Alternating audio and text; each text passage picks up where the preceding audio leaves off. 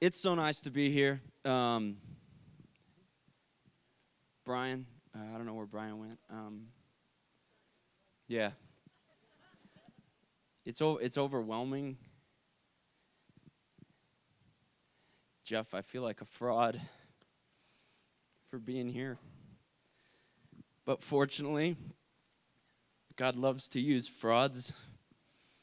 And so thanks for letting me hang out with y'all for a night.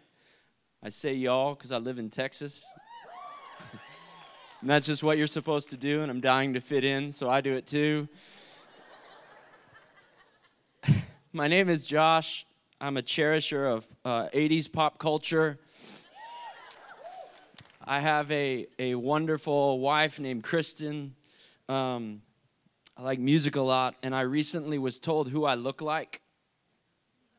It's always a strange moment when someone's like, do you know what you look like? Because what you actually first discover is all the people that you think are really good looking. Because in your head you're going, I hope they say this person. And you find out all the people you think could have, need a little work done or whatever, because you're like, don't say that person, don't say that person. And so this person says, do you know who you look like? And I'm like, maybe I do, I don't know. And this a picture of this person is going to come up on the screen right here in a second, hopefully. I was told I look like this blank screen. Now, I was told that...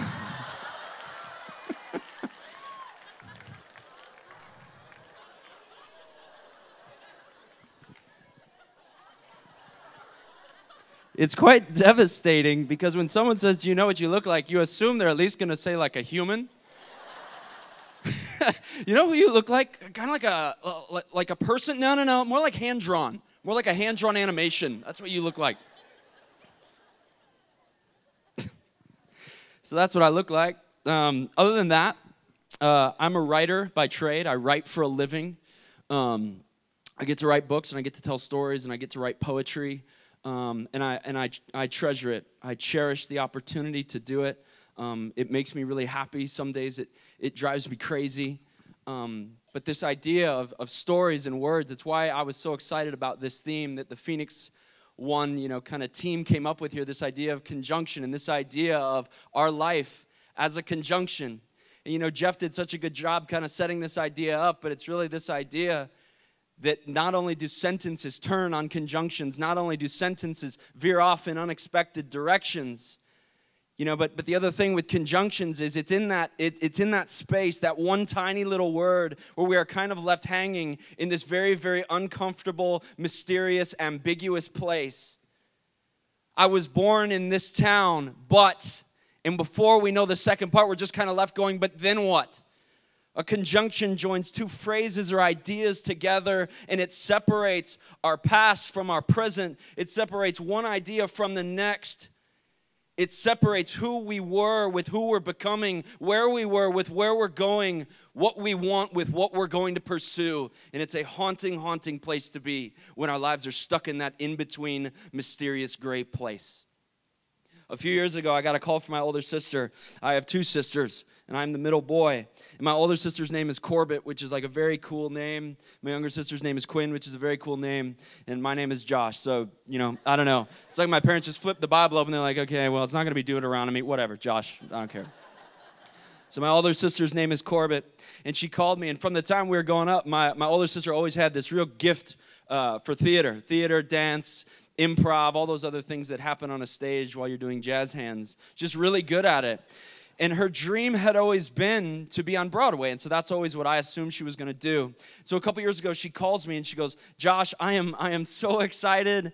I know what my life is meant to be about right now. I know what it's supposed to be about. So she's literally telling me a conjunction. This was my life, but, and I'm like, what is she going to say?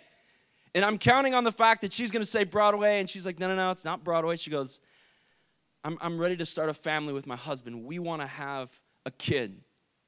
And so I get a call a couple months later, and she's like, I'm pregnant in 9 months. You've got to be there when the baby is born. And I am like, are you kidding me? I'm going to be the best uncle ever. Okay, I'm going to be the B-U-E. I will be there.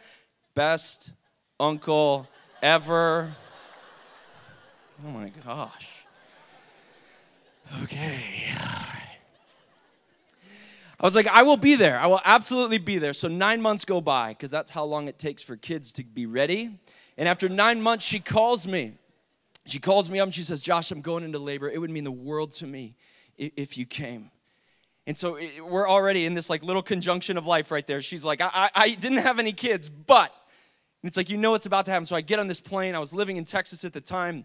My wife came with me. We flew from Austin to Chicago. We got there, no sleep. We get to the hospital, just enough time to get some big, oversized stuffed animal. We go into the hospital room, and I see my sister, who I had known for 3 decades, holding this little kid that was hers.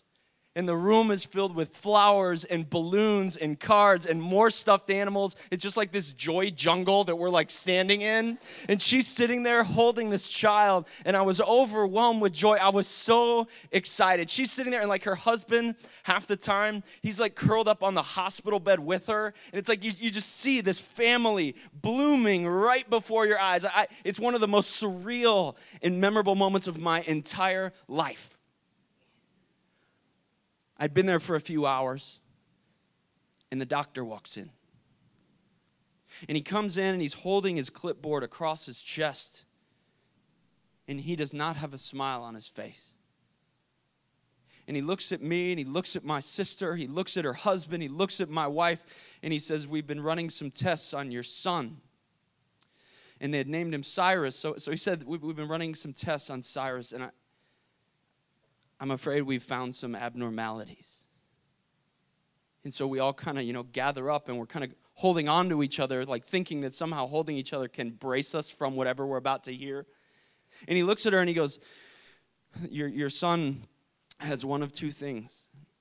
Your son either had something called Down syndrome, and if he does, we can talk about that when the time comes. He's like, but if he doesn't have Down syndrome, then he probably has something called Edwards syndrome. And if your son has Edwards syndrome, then he probably won't live to be a year old.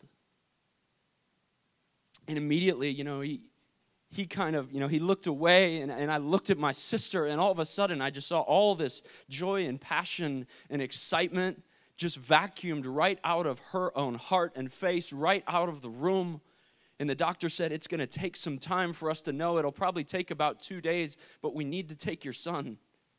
And so some nurses come in, and they take Cyrus, and they walk him out of the room. And right when it happens, I see the tears start to flood down my sister's face, and her husband is holding her, and you can see his arms shaking around her body, and the door shuts behind the doctor and behind the nurses and behind wherever they were taking Cyrus to go.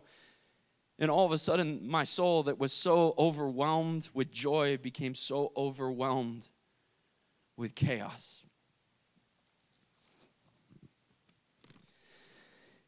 Inside this chest thumps the wings of 1,000 crows furious. I can hardly breathe.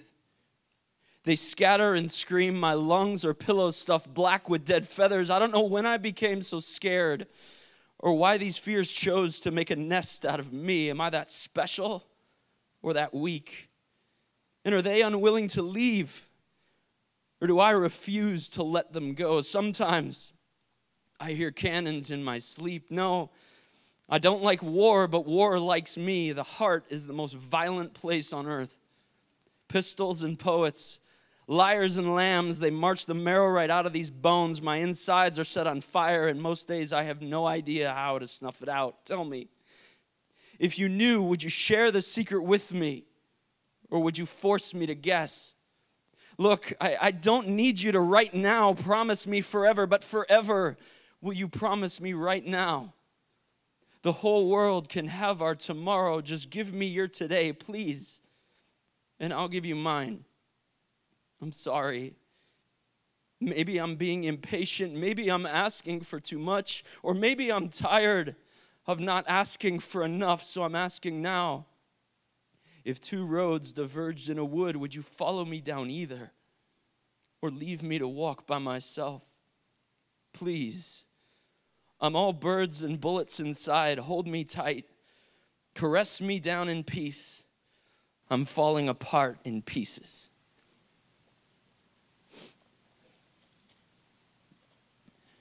We sat there. And I felt like I was going to explode. And we hardly said anything to each other because our insides were too noisy to talk. We stared at each other. Internally, we were grieving. A few times we actually did start to talk, and it was wild to see the things that we were actually sharing because we were grieving the boy, the nephew, the son that we all thought we were going to get.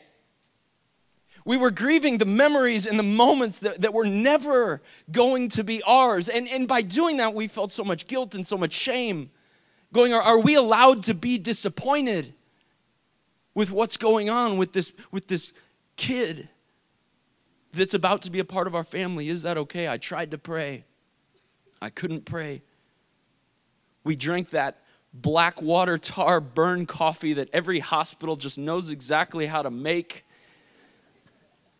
We reused styrofoam cups. The balloons, after a day, started to sag.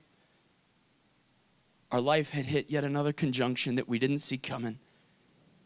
My sister had a boy. But we had officially entered this unknown, ambiguous, gray space of our lives. And as human beings, we don't like gray spaces in life. We don't like being in that place where we don't know what's coming next, or we don't know who we're going to become, where we don't know what we're going to do now that the relationship's over, where we don't know what we're going to do now that we graduated from college, or now that this dream that we were going to pursue didn't work out. We don't like those places because in those places, all the structures and systems that we put in our lives to feel safe, they crumble. And when we're in those gray spaces of life, we find that the systems don't work. In all these ways that we kind of construct our lives to make everything make sense, they fall apart in those gray spaces of life. All like the nice sayings, the Christian bumper stickers, the fancy platitudes that we say to kind of cover up wounds and that we use to kind of disengage from reality. In the conjunctions of life, those things blow away in the wind and they disappear. In those gray spaces of life, our faith is shaken, our principles are tested. Our courage begins to bend and it begins to break. In those gray spaces of life, it's like the gray spaces of life, it's like those conjunctions. They take a knife and they cut away all these fatty, easy questions that we often deal with, and they cut right to the heart of what life is about, and they ask us questions that are so difficult to answer because they're so challenging to live by. And as we sat in that room, the question that rang so loud in my head and in my heart was, do I trust God? More than anything, that's maybe what these spaces of life do to us. They force us to ask, who do I really trust? Do I really trust God? I don't know the last time you asked yourself that question. Do you trust God? Now, I want to be clear on the question that I'm asking. I'm not asking if you attend church. I'm not asking if you trusted God with your life once 15 years ago. I'm not asking if you know a lot about the Bible. I'm not asking if your theology is just so sweet and you know it and you can recite it. I'm asking if you trust God, because all those other questions, it's not that they don't matter, but those questions, we spend time on those questions when we are in the luxury of certainty. We have time to dialogue about all that stuff, but when life becomes uncertain, it cuts right to the heart of it and says, you know what, that doesn't matter right now. Do I trust God? Do you trust God with your relationships? Maybe you're in a relationship. Maybe you really want to be in a relationship. Do you trust God with that? Do you trust God with your family? Do you trust God with your career? Do you trust God with your mistakes? Do you trust God with your past? Do you trust God with your present? Do you trust God with your questions? Do you trust God with your doubt? Do you trust God with your dreams and your desires? Do you trust God with your entire life? Thousands of years ago, there was this poet, and he walked, I'm imagining this. I'm imagining that he walked out onto a rock, and he had like his piece of wood or bark or whatever they wrote on back then. And he takes his little chisel or his little inkwilly little pen thing. You can't hold it like this. It's a feather.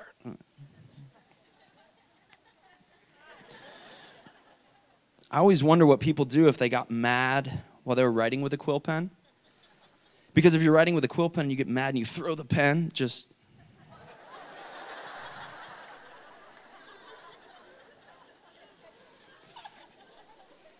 I swear, if you float one more time. That's stupid. This poet, he goes outside and he starts writing. And he's pouring out his heart. And he writes a lot.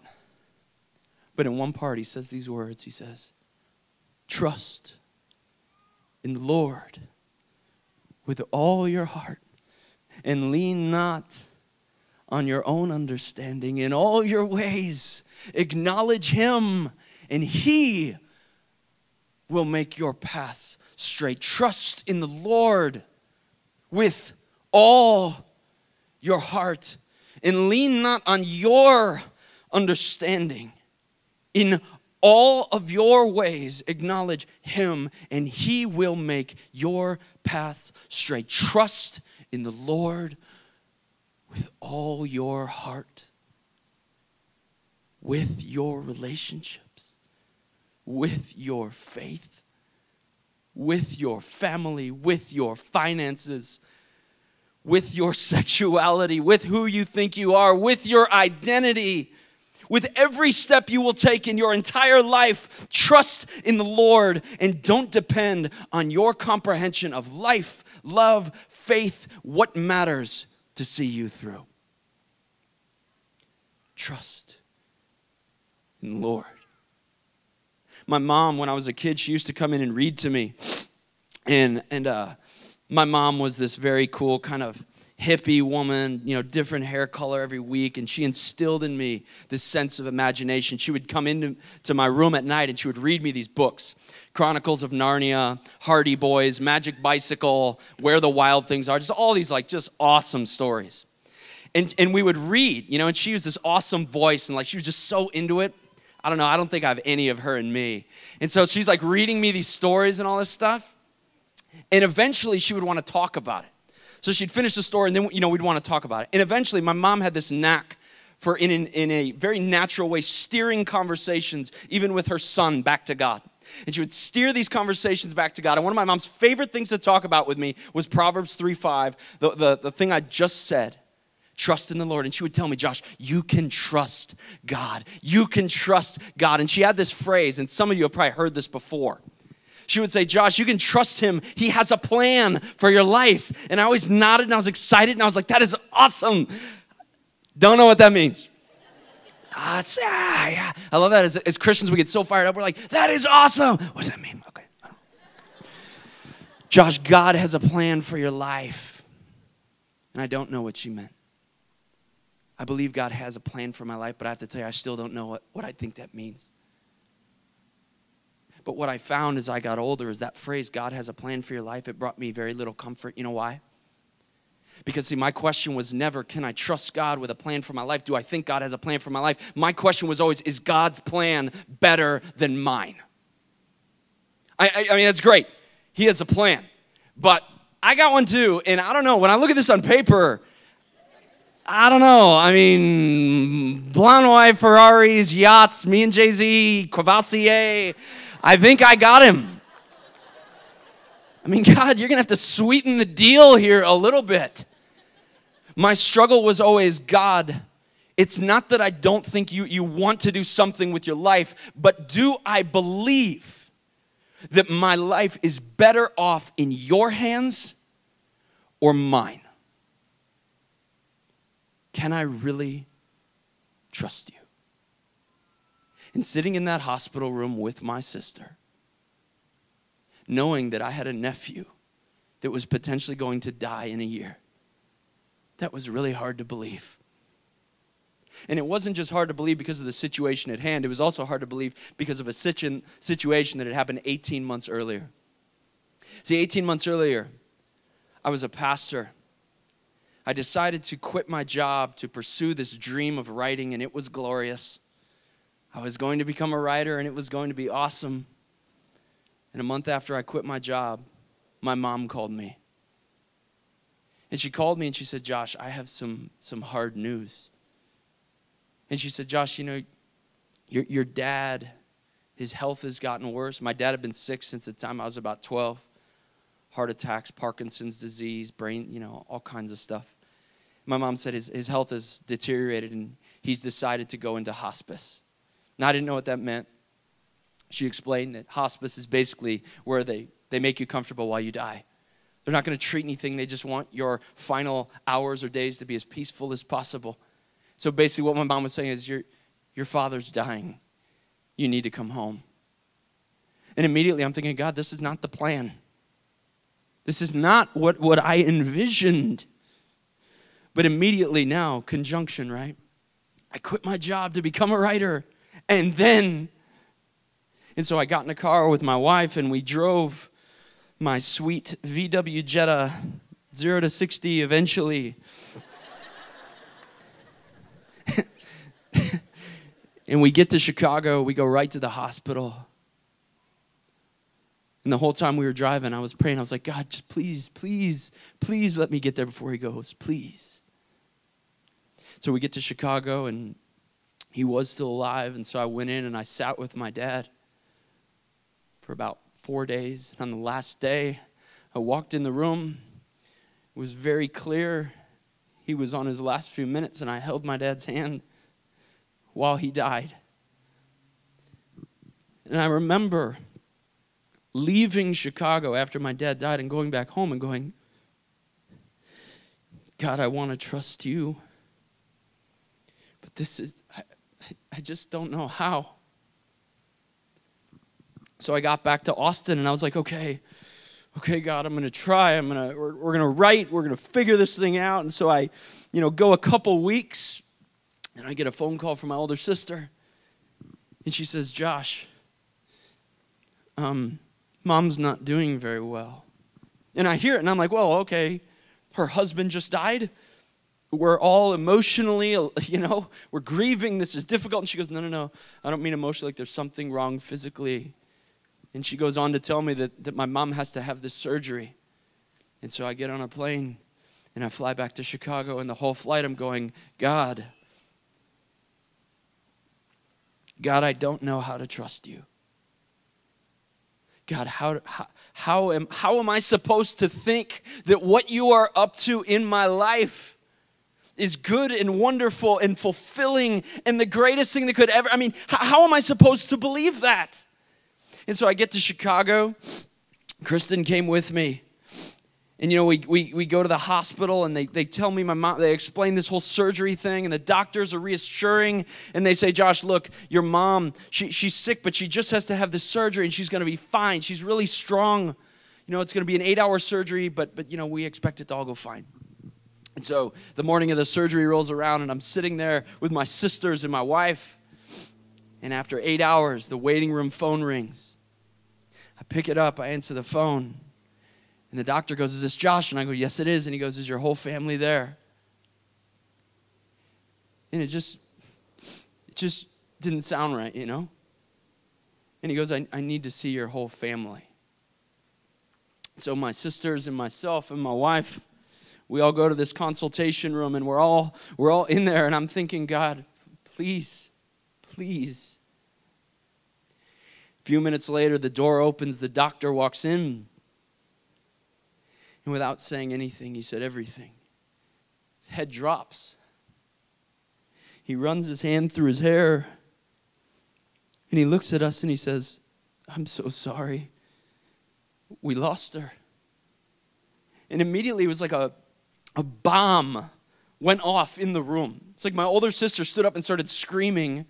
My younger sister, she curls up on the chair and she starts crying. I feel like I am about to just go completely nuts. So I stand up and I run out of the room, across the hallway into this hospital bathroom. I lock the door. I feel like I'm going to vomit, so I collapse on the toilet. I'm dry heaving into the water. It's like I can see it inches from my face. And then I fall onto my back of this cold, wet, lonely floor, and I just start screaming. And I don't even know who I'm screaming at. It's like I'm screaming at life. I'm screaming at God. I'm screaming at my parents, because in my head, I'm thinking, I had a mom and dad, but, and I'm in this space going, God, I don't know how this story is going to turn out, but I have a hard time believing that it's going to be a good one. God, can I trust you? Can I really trust you? Do I really trust you? Obviously. That's not what I was picturing. That's not what I wanted. It's not what I thought was going to happen at all. And for the 18 months after that, leading up to sitting there with my sister in that hospital, I was wrestling through that question. God, how do I let go of these things? God, how do I even drop all these things that I trust so much more than you? God, I don't even know how to do it. I feel like my heart isn't strong enough, or I don't have enough faith, or I don't get it, but I don't even know how. But I began saying this prayer over and over again. It's the only thing I knew how to do. I just kept saying, God, I need your help to trust you. And I began praying, God, whatever you have to do in my life to create in me a supreme trust in you, God, please do it. And I was in counseling, and I'm with my friends, and I'm crying, and I'm grieving. And then 18 months later, I'm in that room with my sister, and we get this news about her son and all this stuff in me that had finally started to settle down. It's like life took a bat to it, and it all got thrown up in the air again, and I'm going, God, how do I do this? So 36 hours go by. Then the door swings open, and it's the doctor. And he walks in, and there's a nurse with him. And immediately, like, we all hang on to each other again. You know, my sister's husband, he gets on the hospital bed with her. And I'm sitting there, and I'm holding my wife, and I'm watching my sister. And the doctor looks at her and her husband, and he goes, your son, Cyrus, does not have Edwards syndrome. He goes, but he does have Down syndrome. But he's an amazing kid. And as long as you're assertive in the way you deal with therapy and you just love him, he is going to be an amazing, amazing child. And I looked at my sister, and you know what she didn't do? She didn't go, God, why didn't you give us the kid 3 doors down who's healthy and wonderful? She didn't say, God, why couldn't you give us a better kid? She said, God, this is the kid you've given me, and I trust you completely that there is no greater story you could write with my life than giving me this kid. Every single piece of him. And I watched in a flash a girl who was in a conjunction of her life that I may never understand, and in the midst of that storm saying, God, I trust you. I trust you more than the image I had in my head of what my life could or should look like. I trust you. For the next year, healing, me trying to not be as neurotic as I usually am, failing to not be as neurotic as I usually am, then becoming more neurotic because I'm failing at not being neurotic. A year goes by and I get a phone call from my older sister, Corbin. And she says, Josh, I'm getting a glimpse of what God wants to do with my life. And now I'm thinking, okay, you had a kid, got that out of the way. Now Broadway, right? You're going to go Broadway, you're going to be in Cats, I'll be in the front row meowing, you'll know it's me. And on the phone she goes, no, I'm letting that go. It's not what God's doing in my life. And I go, well, what's he doing? And she goes, I have a son named Cyrus. But God wants my husband and I to adopt another. His name is Vlad. He's from the Ukraine. And he also has Down syndrome. Coming up here on these screens is a picture of my 2 nephews. I plan on making a fortune in a Gap ad campaign. My spiritual gift is exploitation.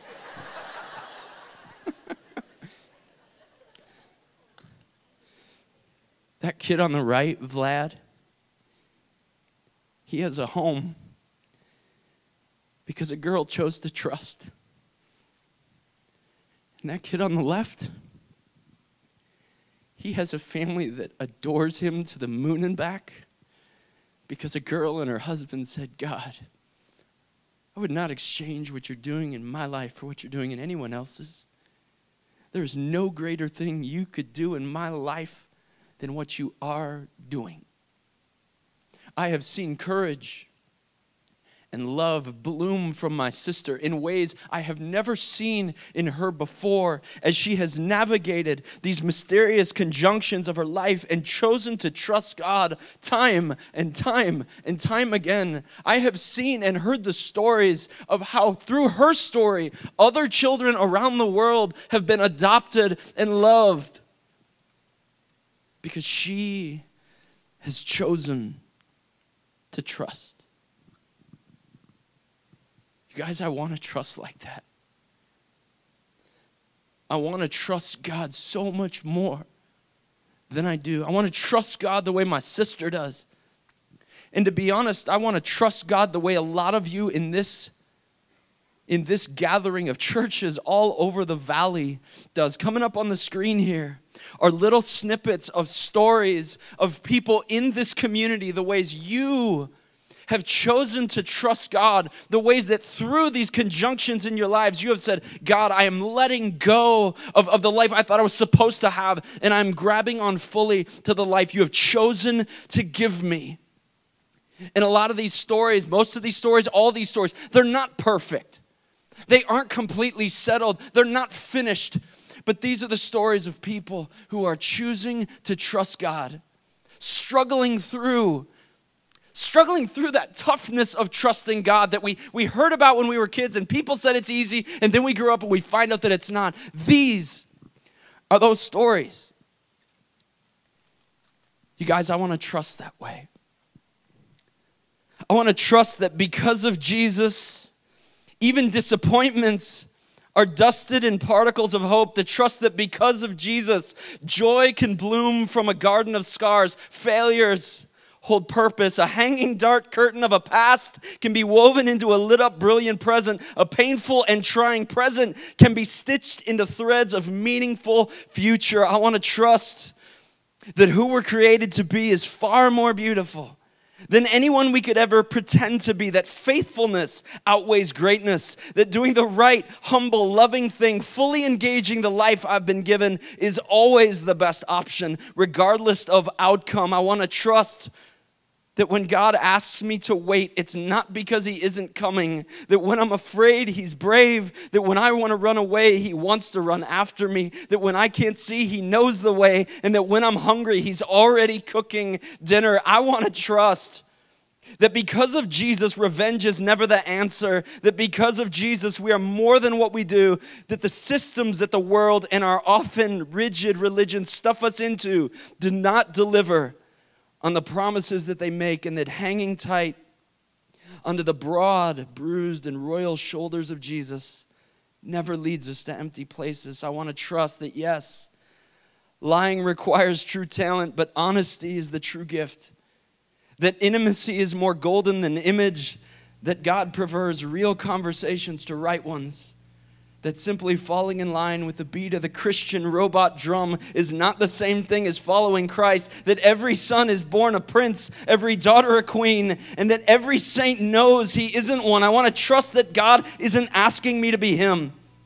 I want to trust that because of Jesus, no matter who we are or how checkered our past may be, how checkered our present may be, buried under a million shames, that God can turn the sentences of any life into directions spectacular. I want to trust that because of Jesus and his grace, I never need to fear looking inside myself. That if I'm created to be a grave digger, I shouldn't stoop to be a king. That every end is a beginning. That being honest doesn't mean I'm sick. That God doesn't make promises with an expiration date. I want to trust that God doesn't care much for good answers, but he can't resist a good heart. That he doesn't believe in clean hands, but he always embraces broken hearts, that maybe only the strong survive, but miracles reach for the desperate, that maybe kings rule the world, but pawns are the ones who change it, that just like Jesus himself, resurrection is what God does in us day after day after day. I want to trust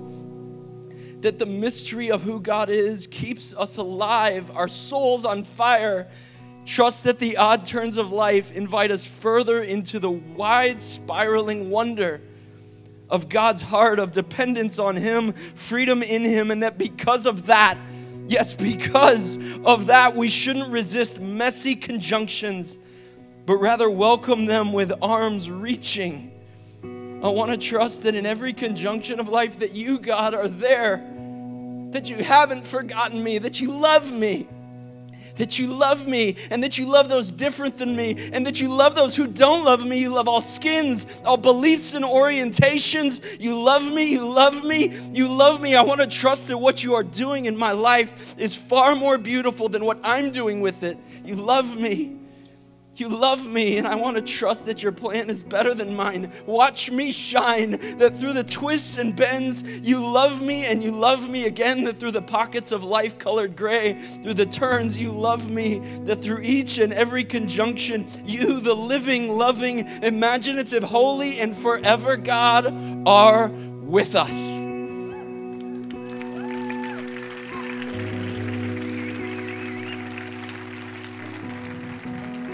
Do you trust God? What would it look like for you to take that next step? Maybe you need to let go of something. Maybe you need to hang on to someone. Trust in the Lord with all your heart and lean not on your own understanding.